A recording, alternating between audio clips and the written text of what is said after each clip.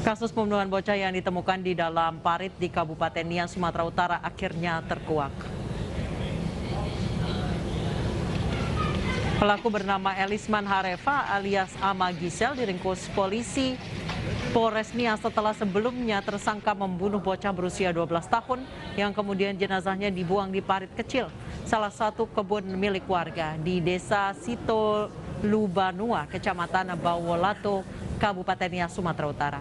Dari pemeriksaan sementara, pelaku mengaku membunuh korban karena kesal setelah sebelumnya dihina dan dimaki korban saat berpapasan di kebun.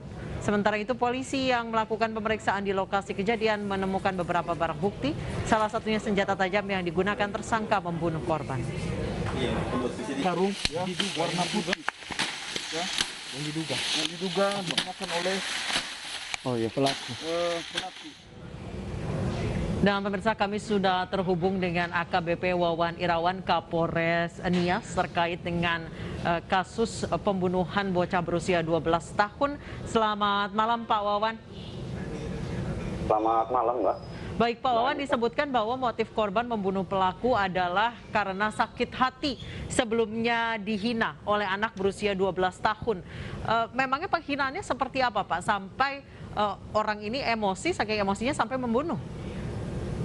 Jadi gini Mbak, saya jelaskan sebelumnya kronologis kejadian, yaitu pada hari Jumat tanggal 10 sekitar jam 4 sore, yang dimana tersangka ini mau pulang ke rumahnya. Dan pada saat pulang ke rumahnya, anak si korban ini berpapasan sama tersangka. Lalu tersangka ini mengatakan kepada korban, "Apa kau maunya? Apakah kau mau mati?" Karena dikatakan demikian sama tersangka, lalu si korban ini mengatakan perkataan kotor terhadap korban. Berarti yang memulai keributan itu sebenarnya tersangka dulu ya nih Pak ya? Dengan mengancam? Karena dikatakan kesal itu dia. Jadi pada saat dikatakan kasar itu, jadilah si korban ini mengatakan memaki, semacam memaki kepada si tersangka. Jadi pada saat karena udah kesal, tersangka ini mengejar korban, yang dimana korban ini lari ke belakang rumah. Pas kebetulan rumah itu adalah rumah tersangka. Jadi korban si tersangka ini lari masuk ke rumahnya melalui pintu belakang. Ketemu sama si korban, pada saat sebelum keluar pintu, dia mengambil pisau yang ada di dapur. Saat ketemu di belakang rumah korban itu, di belakang rumah tersangka, yang kurang lebih dekat, sekitar kurang lebih 10 meter daripada rumah tersangka, tersangka itu langsung menjambak rambut si korban dan mendorong ke tanah di bawah.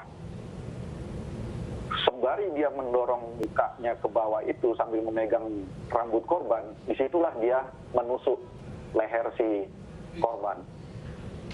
Setelah dia rasa meninggal, korban ini dimasukkan karung untuk diangkat, dipindahkan. Mayatnya ini dibuang di belakang rumahnya, kurang lebih 30 meter lah. Setelah sampai di lokasi pembuangan, mayat ini ditutup, Mbak, oleh rumput liar. Jadi pada saat itu ditutup mayat ini supaya tidak diketahui sama orang, dia menutup. Kebetulan tempat lokasi yang ada pada saat di TKP pembuangan itu adalah parit daripada rawa-rawa. Dan disitulah juga dibuang barang bukti yang ada pada saat menusuk leher korban. Baik, Pak Wawan, berarti sejak awal ini pelaku ada niat untuk membunuh? Itu pas spontan saja, Mbak. Perlu dijelaskan bahwa karena saking kesalnya dia dengan perkataan kotor, perkataan kasar yang diungkapkan oleh si korban, jadi dia langsung spontan saja masuk ke rumah, mengambil pisau, langsung dia tusuk kepada lehernya si Baik, korban. apakah korban dan pelaku sebelumnya saling kenal, Pak? Korban sama pelaku ini adalah tetangga yang tidak jauh rumahnya daripada si tersangka. Baik, sebelumnya pernah ada riwayat bertengkar atau percekcokan? Tidak ada, Mbak. Tidak ada sama sekali. Bahkan